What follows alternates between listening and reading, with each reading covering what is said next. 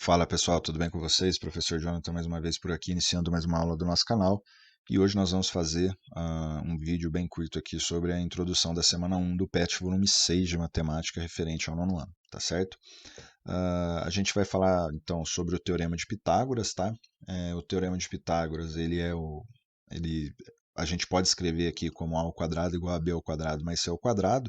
Na apostila tem um pouco mais de detalhes sobre essa fórmula, né? Mas aqui eu vou entrar apenas na questão de como utilizá-la, enfim.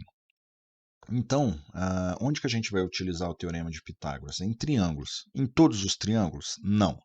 A gente vai utilizar apenas no triângulo retângulo. O que é o triângulo retângulo? É aquele triângulo que possui um ângulo interno igual a 90 graus. Então, o Teorema de Pitágoras dá para usar em triângulos que possuem um ângulo reto, os triângulos retângulos, tá certo?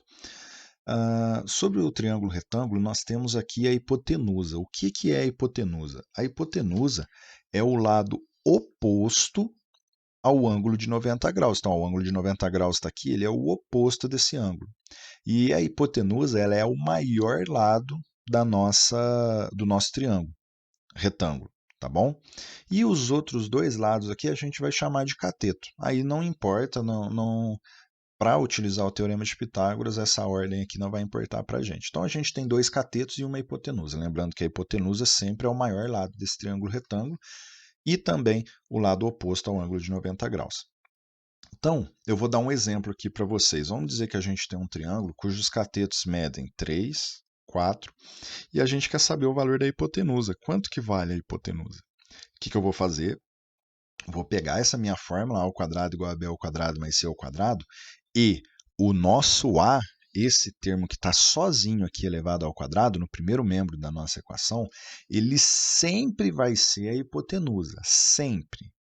Os catetos são o B e o C, mas a hipotenusa tem que ser o A. Então, se eu quero saber o valor da hipotenusa aqui, vamos deixar a nossa hipotenusa como A mesmo. Então, vai ficar A ao quadrado igual a 3 ao quadrado mais 4 ao quadrado. Ó, peguei os meus catetos, elevei ao quadrado os dois e somei. Então, o quadrado da hipotenusa é igual à soma dos catetos ao quadrado. Resolvendo, 3 ao quadrado dá 9, 4 ao quadrado dá 16. E agora, a gente tem aqui a ao quadrado igual a 25. Esse 2, que é uma potência, ele vai passar para o outro lado como uma raiz. E aí a gente tem que colocar o mais ou menos, né? A gente já sabe o porquê desse mais ou menos aqui. Então, A vai ser igual a mais ou menos 5.